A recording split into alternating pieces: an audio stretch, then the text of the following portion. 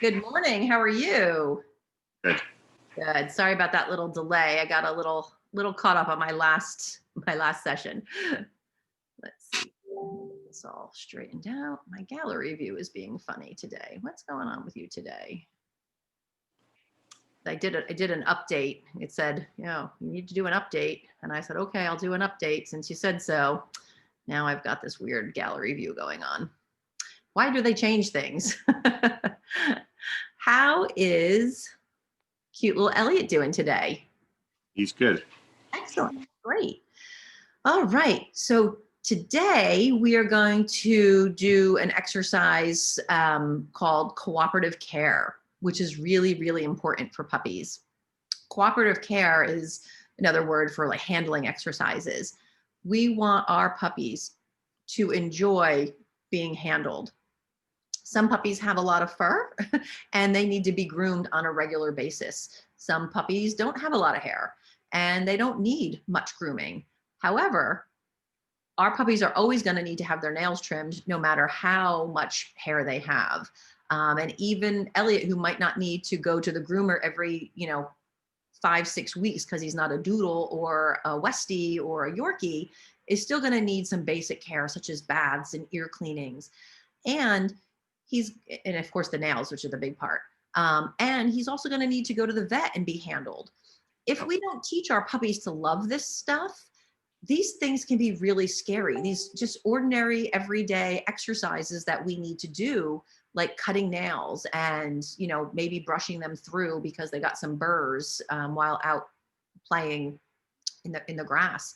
So I know lots of dogs, they hate having their nails trimmed. They have to be anesthetized in order to have a nail trim. That's an expensive nail trim. And so these dogs don't get their nails trimmed that often because, well, it's a big procedure basically, and it's not that good to constantly be, have anesthesia.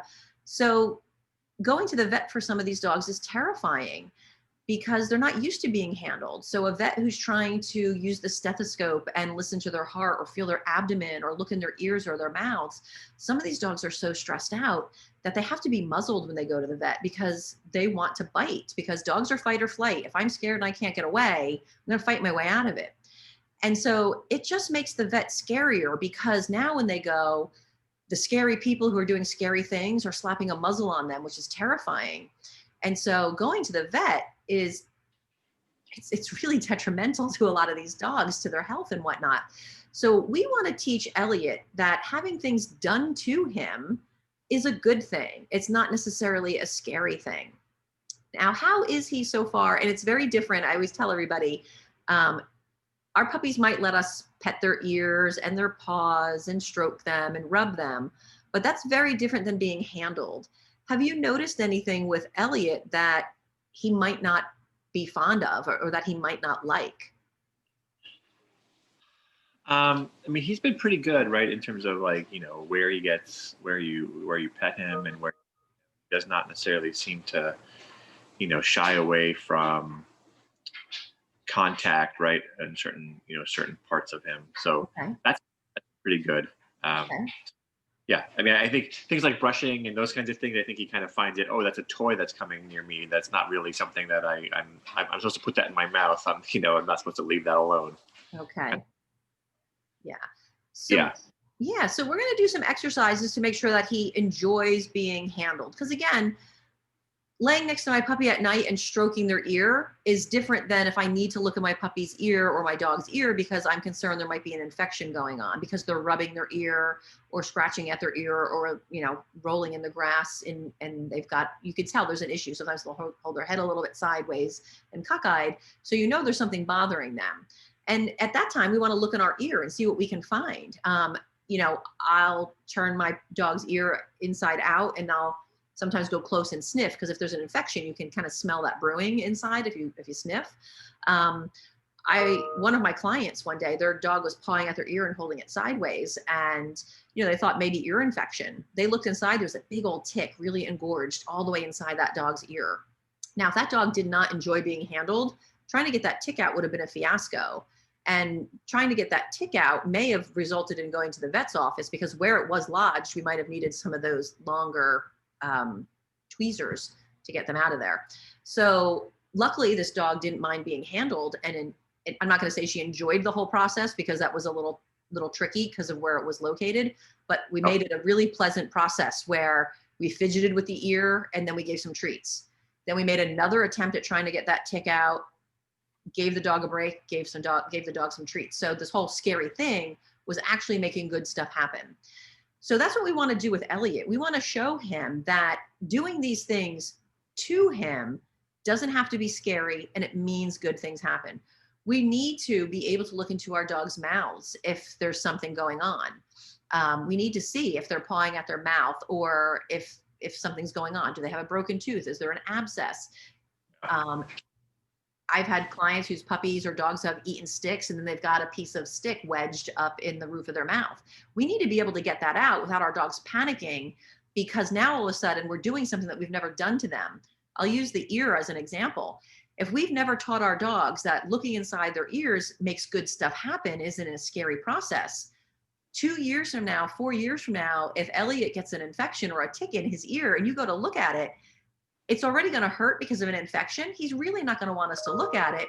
So if that's the first time we're ever doing it, he's going to be like, whoa, wait, what are you doing? And no, that hurts. And it's going to be a really unpleasant experience for him. So we want to do these exercises with him while he's a puppy and teach him that all these silly things that we're doing to them are just that, silly things. They don't have to be feared. They're not frightening. So how the heck do we teach our puppy to like us looking in their ears and clipping their nails and looking in their mouths and, you know, touching their abdomen? How do we do that? Because that is different than just if a puppy or a dog comes laying next to me and I'm stroking their belly and rubbing their belly. That's very different than me doing something with purpose. So what we're going to do is we're going to take our goodies, and he's going to work today, but it's going to be somewhat easy for him because he doesn't have to do anything except just sit back and enjoy what we're doing to him. Have you tried to trim his nails yet? No, that we haven't done the nails yet. Okay. Yeah. So the paws are an area we're really going to want to focus on with these exercises, because again, he doesn't have a lot of hair. He's probably only going to really need to be brushed and some baths occasionally. He's not going to need to go to the groomer every, you don't have a doodle or a Westie. Those doodles, if you do not brush them properly and groom them properly, you have to have them shaved because they've got that undercoat. And if you do not comb that undercoat properly, you think you're brushing your dog, but it's all building up underneath. If you've ever seen it, it's really funky looking. It almost comes off in one big coat because it's so matted and knotted underneath. You think it's your dog, but it's not. It's those mats happening underneath. So those doodles, if they do not get, one of my clients just learned that the hard way. They thought they were brushing properly and they weren't. And the whole coat came off almost in like one piece of armor piece. You can make like another dog with it. And they had to shave her all the way down and start over again. So he's not going to need that kind of grooming. And I used to have dogs that needed a little bit more grooming. They didn't have to go on a regular basis. And the last 4 dogs I've had have all had very short hair. They barely even need to be brushed. I have to tell you, I will probably never go back to another long-haired dog again after that, because I am enjoying the giving my dog a bath in the wintertime and not having to worry about wet hair. So what we're going to do with Elliot is, and we're just going to tip your camera down a little bit so I can see him. I do these exercises. And we want to make this pleasurable for him. We want to make it so he's sleeping right off the camera. I was going to say, he looks like he's sleeping over there. What we're going to do is we'll start with his ears. And we won't do it while he's sleeping. We'll get him up because we don't want to make this a scary process for him where we have done something to him while he's slumbering and it made it startling for him. Oh, yep, my big stretch. Yeah, he looks like he's got a good sunspot there too. Come on. He's like, no, I'm tired. I am tired. Oh. Did he wake up? I can't see if he woke up. I might need you to turn the camera just a little bit differently. Let's see here. Oh, there you go, sort of. And then just a smidge lower.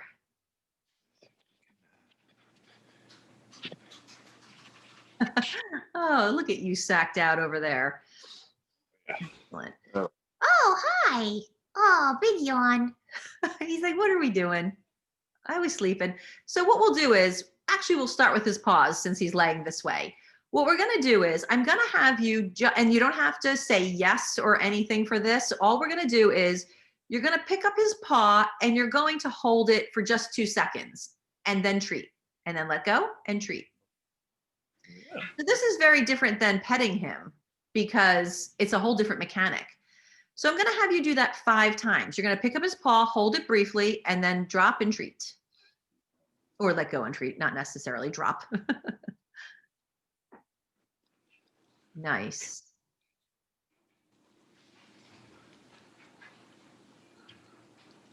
Good.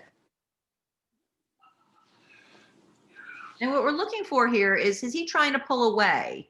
Is he not comfortable with this? We don't just start right with trimming a nail because that's going to be scary. There's a lot of purpose that goes behind trimming a nail. That's us holding the paw and holding it for an extended period of time. That's us holding the paw a little bit more tightly with purpose, and we're separating the toes to try to trim. So we wouldn't want to start that right away because there's all those different feelings that he's going to be going through with pressure and amount of time that we're holding. Right now, we're just showing him at a very low level of intensity that having his paw held is not scary. We're associating that with a good thing. So what we're going to do next is we're going to do the same thing with the same paw. You're going to hold it for about 3 seconds longer. Oh, let me get comfy, he says. And then you can go ahead and treat after that. Good. Not really the best way to eat treats, buddy. Yeah. And I love that he's kind of just rolling over and kind of going with it. He's showing us he's not frightened of this exercise right now. Oh, And yeah. of course, with puppies, they like to nip and chew. So my caveat to this is when you work on handling exercises with puppies, you sometimes have to work on the times when they're a little bit more easygoing and sweet, and not Yeah. at their devil times, because they naturally want to chew our hands anyway. So if we do this when they're all riled up, you're going to get eaten. So you want to work on this on the more mellow times with them. Some puppies it's best to do in the evening when they're more tuckered out. Some puppies it's best to do in the morning when they're pretty. You get the game. Yeah, excellent.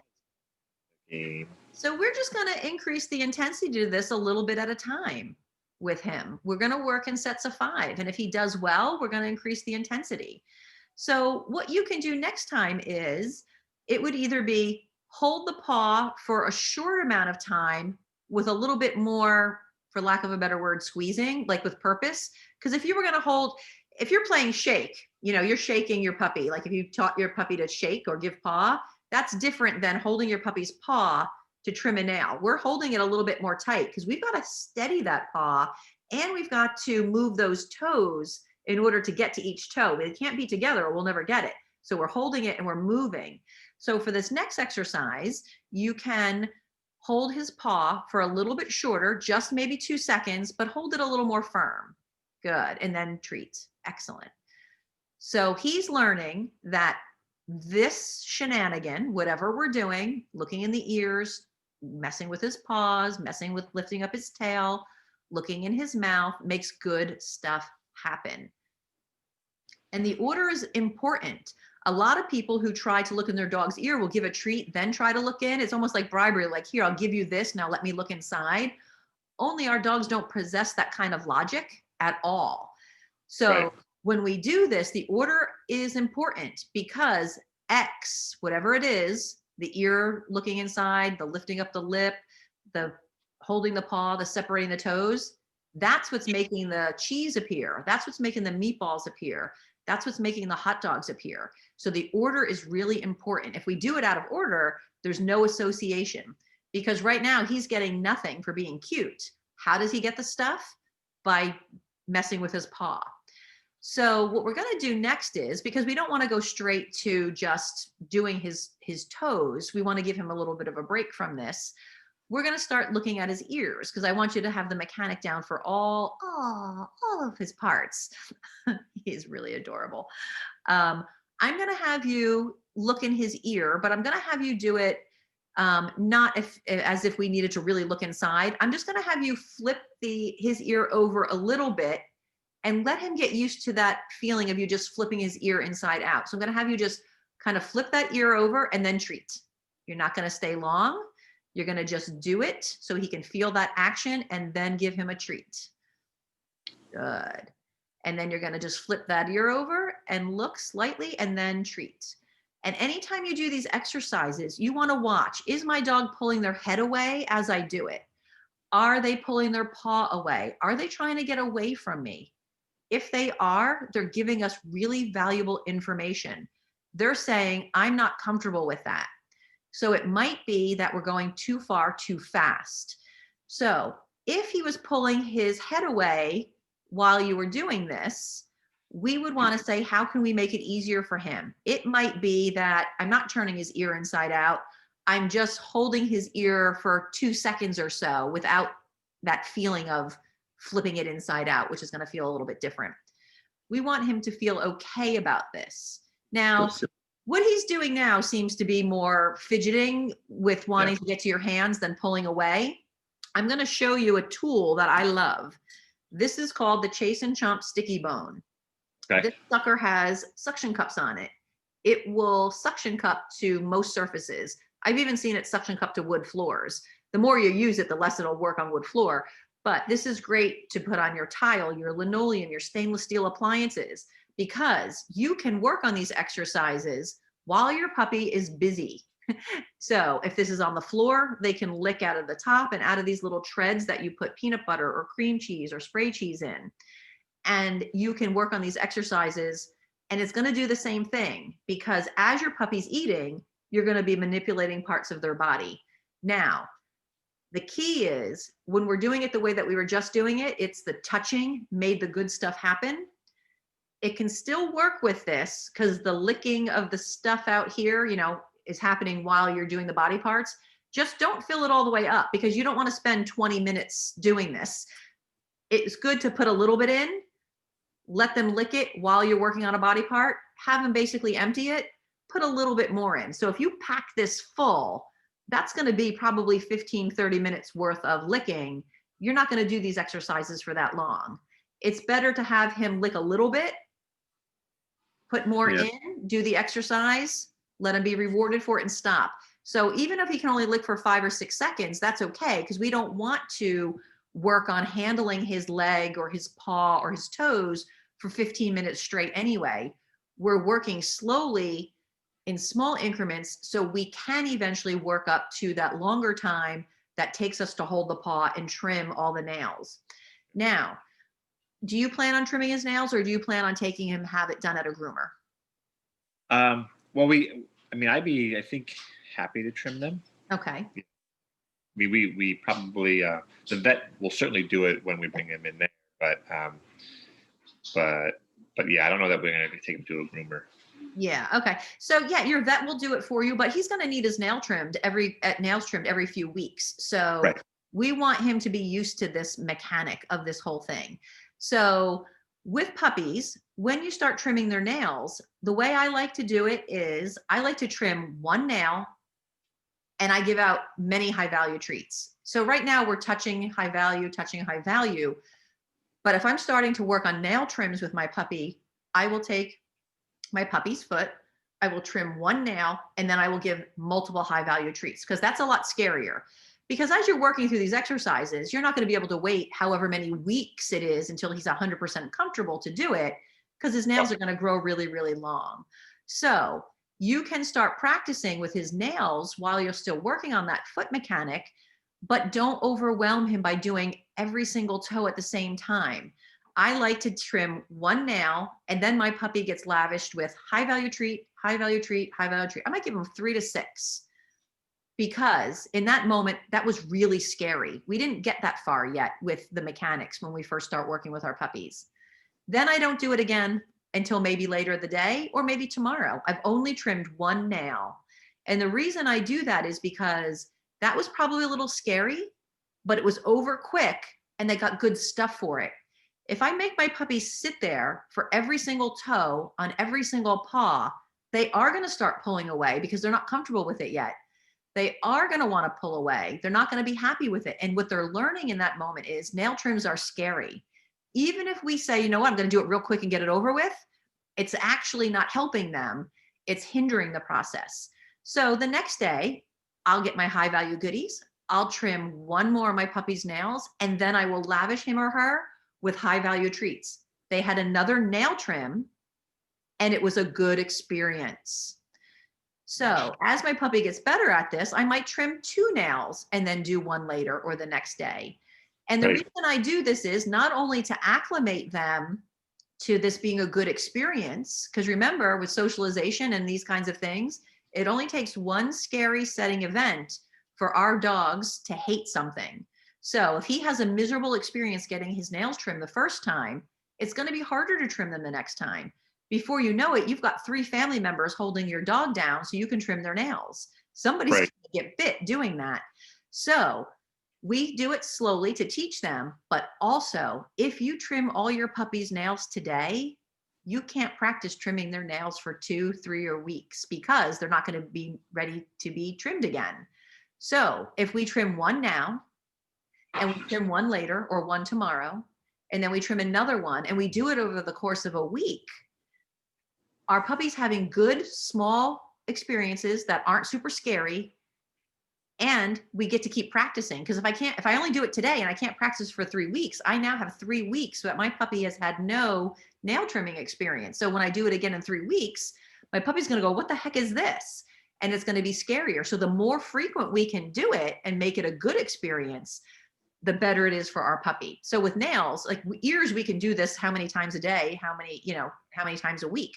With nails, we get one shot and then it's done and we can't practice again. And in puppy world, 3 weeks is a long time not to practice something. So doing it in small increments is great. For me, I hate black nails. Toast they're not really black, they're brown. So they're not awful. I can still see her quick. I joke all the time that I will never adopt a puppy that has black nails because I am terrified of trimming a puppy with black nails because I can't see the quick. So you do want to be careful with the quick that you don't cut it. So when I first start trimming puppies' nails, even if I have the white nails or the light nails and I can see the quick, I might not trim it all the way where I want to, because if my puppy moves and I'm nervous to do it and I'm working on training them, I could clip their quick. So I might just take off a little bit in the beginning, just so my puppy isn't startled, because it is going to be different when you start using that nail trimmer. You're holding the paw with purpose, you're separating the toes. Now you're putting this scary gizmo near them. You clip it, there's going to be a little pressure. We don't know exactly what it feels like, but I mean, if you think about it, there's going to be some sort of pressure. And then there's that sound that it makes when it clips that nail. That's all scary. So when I first trim nails, I might just start with a tiny bit off the edge so that way it doesn't startle my puppy. But we want to go slow with these things because, again, one setting event can set everything back. And I know dogs who cannot be groomed unless they are anesthetized. And so every year, their people will have their dog anesthetized. The vet will shave that puppy down, that dog down, and then they'll go back and do it again when they need to, maybe next year. Because these dogs are at risk of really hurting staff because they are so terrified of being groomed. So they can't even go to a groomer because muzzling this dog isn't even going to work. It's going to stop the bite, but the dog is so terrified, it's not even sitting still, and it's just making the dog panic more. And so you don't want a dog like that. I know plenty of dogs like that, and it's really rough on the dogs, and it's really rough on the families. So if we can practice these exercises when our puppies are young, we can teach them that these are just part of fun games that we play. So Cooper's 11 now. He lets me lift up his entire lip and look inside and touch all his teeth, because when he was a puppy, we played these silly games. I push his lip up slightly, he gets a treat. I played all of this. We now incorporate it as part of a game. I don't practice these every day anymore because, well, I taught them when they were a puppy, but I didn't just teach them they were a puppy and then hope that they retain the information when they might get an ear infection 5 years down the road or might need to have something done. Once my puppy learns these things, I still practice this, but I don't do it every day. When they're puppies, I do it every day and I work on it and I make it a fun game. So with Cooper, I now incorporate it with play. I might rub his belly. He loves his belly rubbed. And then I fidget with his ears. And then I go back to rubbing his belly. Cooper's favorite thing is having his butt scratched. I might scratch his butt then look in his mouth and play with his teeth, and then go back to scratching his butt. As far as he knows, the looking in his mouth, the looking in his ears, the fidgeting with his tail, the touching his abdomen and all of that is part of our ear rubs, is part of our belly rubs, is part of our butt scratches. They're no different to him because I incorporated him that way as a silly way that we play together. So we gave Elliot a little break from his paws. Now we're going to give him an opportunity to learn about looking in his mouth. This gets a little tricky with puppies because they like to mouth and nip as it is. So when we do the mouth exercises, we're almost encouraging that because it's we're putting our extremities nice and close to them.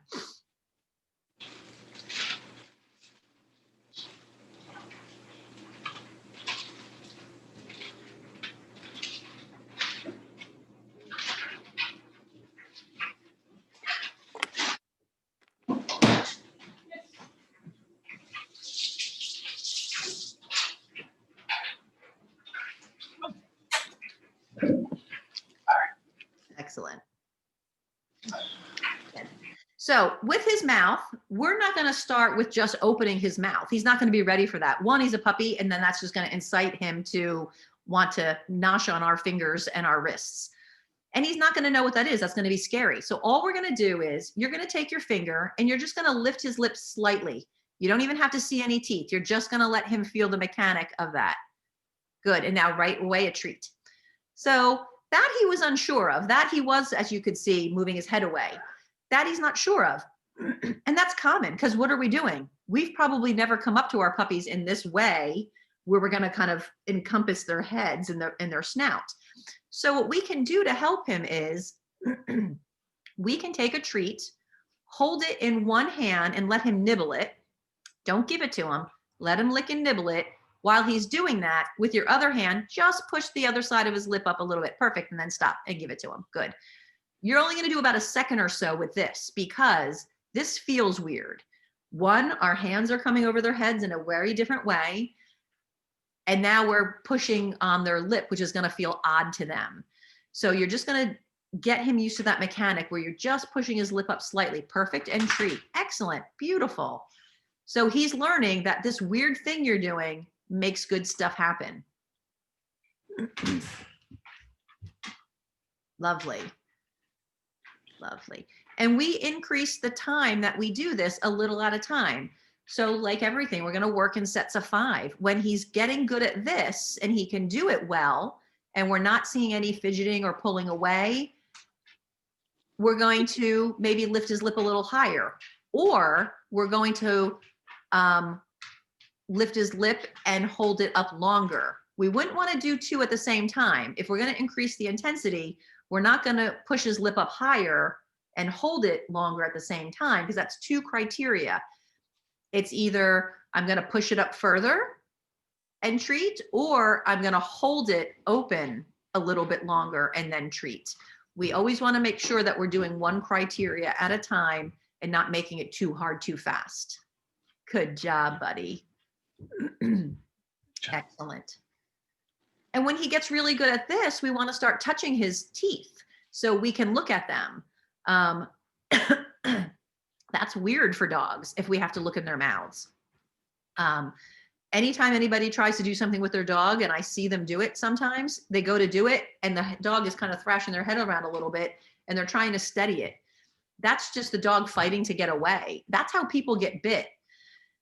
Sometimes we say, well, they don't like it, but they deal with it. There's a difference in tolerating something and liking it. So a dog may tolerate something and we might get away with it. But if they don't actually enjoy it, when we go to do it one day, they might growl at us because they tolerated it for a certain amount of time and now they can't take it anymore. Just like us with people, we tolerate things until we can't tolerate them anymore. And then we might get short with the person who's annoying to us, like Uncle Bob, who comes over for Thanksgiving. And we know he's going to get all political, or we know he's going to, do these things that annoy us, but we can handle him for dinner. But if Uncle Bob comes and stays with us for 4 days for Thanksgiving, we might not be able to tolerate it. And we may have an outburst with him at some point during that weekend. So there's a difference in tolerating Hi, are you listening? Oh, hi. Hi. Oh, I love the head tilt. Adorable. hi, Elliot. Hi, Elliot. Oh, Oh my God, stop. You're killing me. What a sweet boy. So we want to make sure that our puppies love this. We don't want to take them to the vet and just go, it's only going to be really quick and it's going to be over with, because we risk our dogs becoming afraid of going to the vet.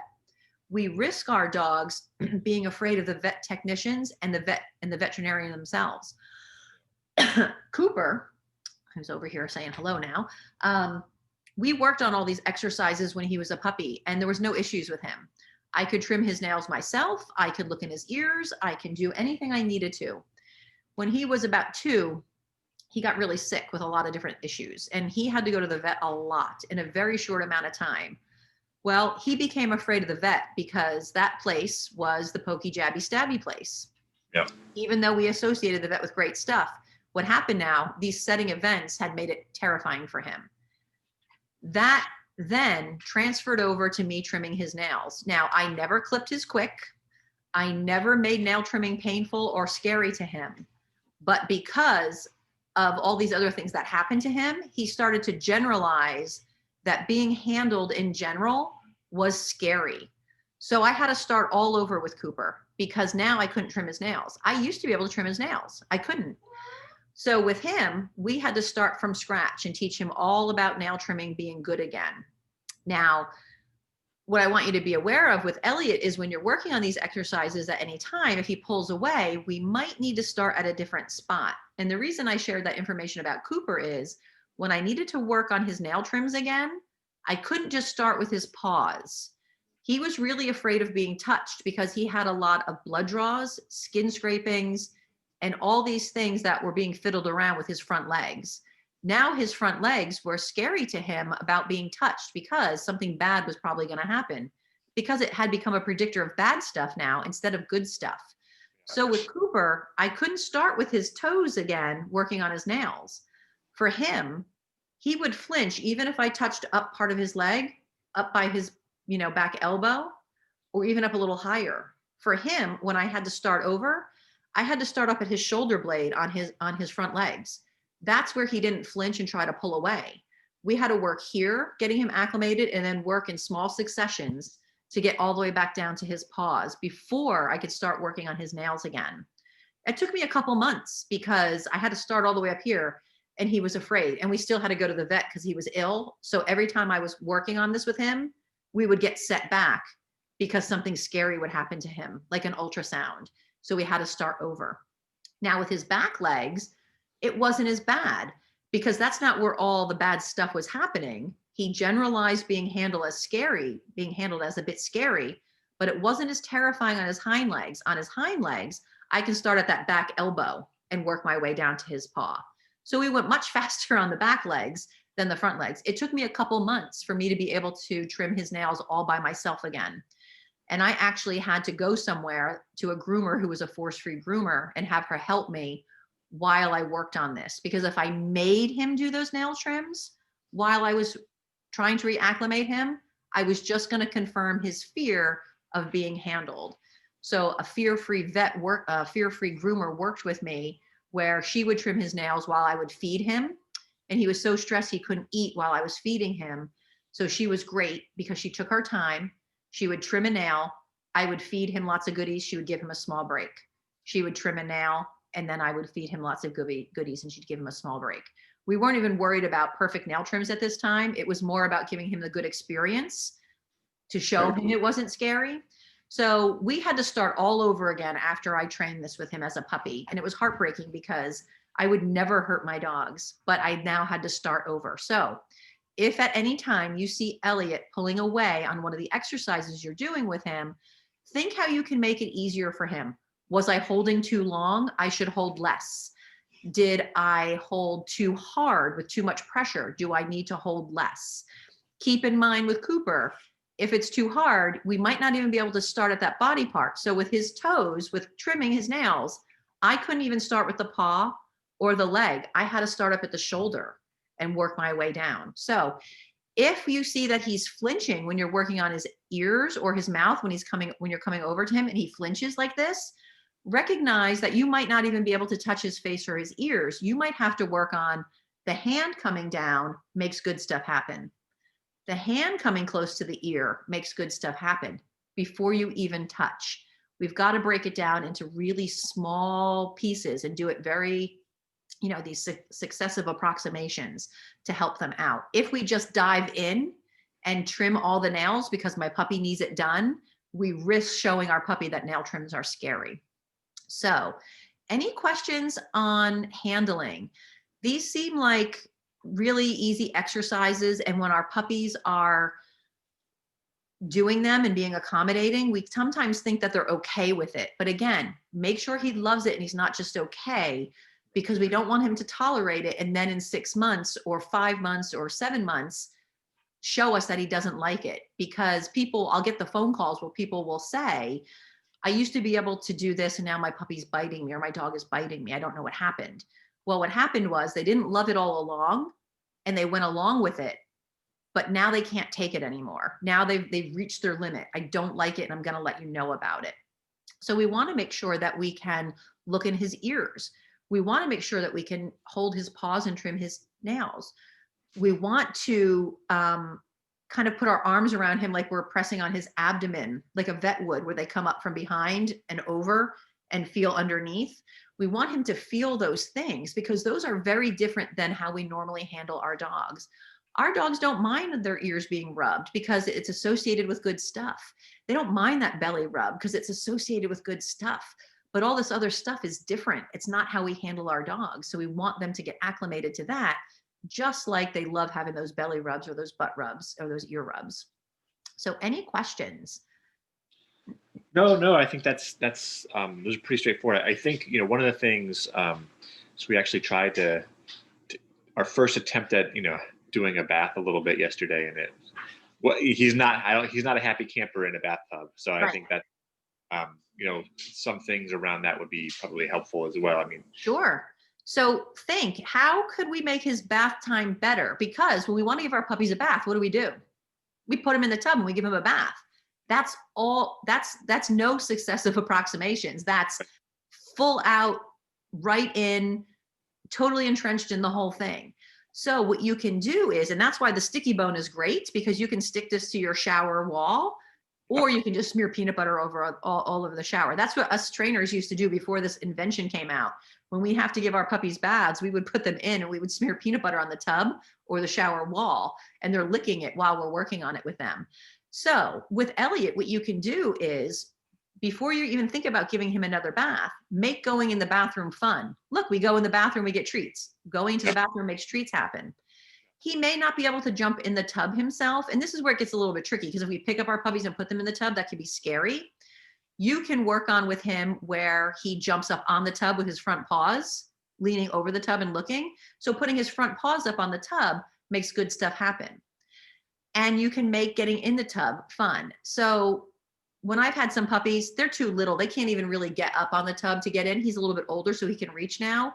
So you could put him in the tub and feed when he's in. Don't make him stay in there. If he wants to get out, he can get out. That's part of the game, like giving him choice. If he's not comfortable, he doesn't have to do it right now. We want to make it comfortable for him, because if we make him stay in there, it's not actually helping. So you can even do this as a 2-person job. As you're putting him in the tub, somebody is feeding him high value treats. He's standing in the tub, treat. Then you can call him out of the tub. He doesn't get anything for coming out of the tub. And then he can go back in the tub, whether he jumps in on his own or you help him in. Treat. So lifting up, somebody's treating, because getting lifted up to get put in the scary thing is stressful. Being in the tub makes good stuff happen. At this point, you're not doing anything with water, because that's an added element that could be scary. He's never had that before. So once he's in the tub and he's happily standing there, like, I don't want to come out because this is where the meatballs happen, you can turn the water on. You're not putting it on him. You're turning the water on slightly, not even full blast, because if it comes down really fast and it gets his paws, he may want to back up and get the heck out. But if we just turn the water on a little bit, he can hear the water hitting the tub. He can feel maybe a little bit of water, but he's not being entrenched in water. He gets fed the whole time. Water gets turned off, he gets nothing. Water gets turned back on, he gets treats. This is where you can increase how long the water stays on before you turn it off, or a little bit more water touches his feet. We just want to work in those successive approximations.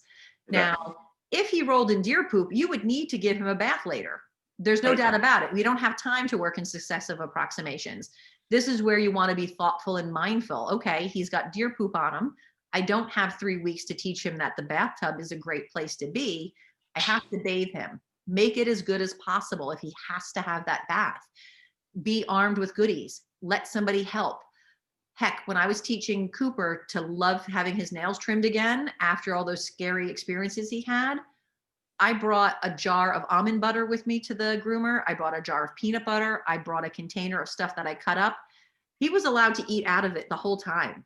I didn't just, here's one treat, pause, here's one treat, pause. If he was able to eat because he wasn't stressed while we were working on this, he got to eat the entire time. I don't care how many calories he got. I don't care how much he ate, because in that moment, it made it great for him. And that's what was important to me. Not that he got a half a cup of peanut butter. That didn't matter. So you can work with him a little bit every day on going in the tub is fun. Then start with the water. And then when you have to give him, then you don't even just wet him down entirely. You might get a cup, put some water in it, and then put it over his rump, which is going to be less scary than his head. Let him feel what that water feels like coming down. So if you're by yourself, you can put a little bit of water and treat. Little bit of water, treat. If you've got somebody working with you, they could be drizzling that water on him slightly on his hind end as you treat, treat, treat. So scary water getting dumped on me is making fun stuff happen. Before you know it, you have a dog who enjoys these things. I'm going to put you on mute real quick. Give me 1 second.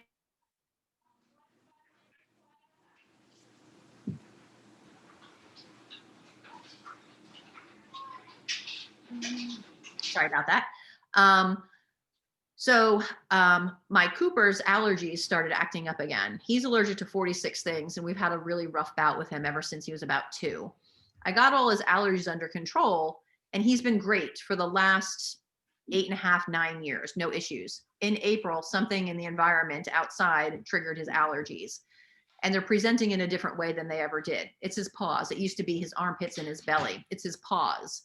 So we've gone to the vet a bunch of times. We've done a lot of things, and they were helping, but not taking him over the hump to get him well. So I decided I was probably going to have to wash his feet a few times a day in order to help him. Now, we don't normally wash his feet outside of a bath, and this is going to be a different thing for him. So I risk this being scary to him, because also keep in mind, now his feet are sore and they're inflamed, and he actually had some open wounds on that. Thanks. I'll take that end. He had some open wounds on that. So that was also going to be painful for him. So I had to figure out before I did any of this, how exactly I was going to make this pleasurable for him, because it's going to make or break it in that moment for him. It's either going to be scary or good, or somewhat okay or terrifying. So what I did, go ahead. I'm sorry. He's being feisty. Yeah.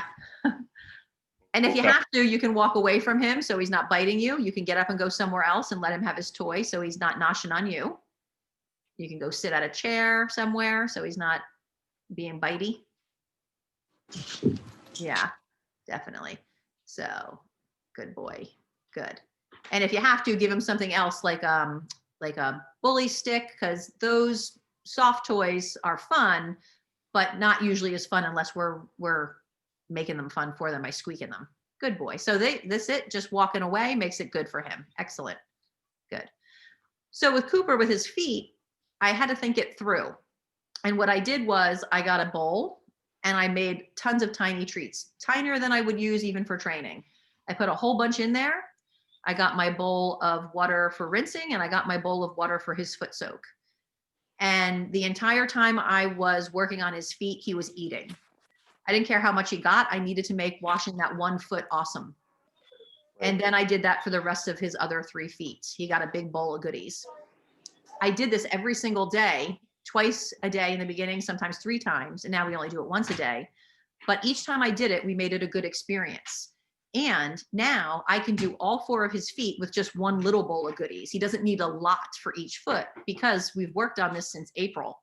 And so now all I have to do is say, do you want to wash your toes? And he actually goes running and stands in the spot where we wash his toes outside. If we're in the house and I'm getting his goodies together and I say, want to wash your toes? He runs to the door to go outside. When I open it, he runs to the spot where we clean his toes. So we associated that scary toe washing with good stuff to the point now where he thinks it's a game. So we go outside and I just wash his toes really quick. Whereas in the beginning, when I was acclimating it to him, I took a while. I didn't just wash that 1 foot really quickly and get done with it.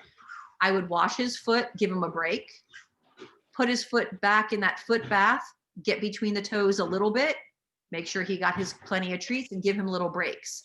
Now I could just do all 4 feet at the same time while he eats 1 bowl of goodies. So we gave him a really good experience on that. And now to him, it's a fun game. It's not, we don't go in our house, oh my God, we have to clean Cooper's feet. Can you help me do it? It's not an ordeal. It's a 1-person fun game for him. It's no different than playing fetch for him. We've made this a fun thing and he's happy to do it. You say, want to wash your toes? He runs and he waits for you. I don't even have to say it half the time. He can hear me. He's blind now. He hears me get the stuff together and he knows I'm doing it. He's sometimes standing outside waiting for me before I even get there because we just made it a lot of fun. And that's what we want to do for Elliot. We want to make those toe trims fun. We want to make looking in his nail fun or in his ears fun. We want to make lifting up his tail and kind of looking underneath fun. We want touching his abdomen to be fun. We don't want these things to happen when he goes to the vet once in a blue moon. He's done with all his puppy shots. He's only going to have to go to the vet once a year now. So if these things only happen once a year, they're going to be terrifying. So we want to practice them so he loves them. Any other questions on that?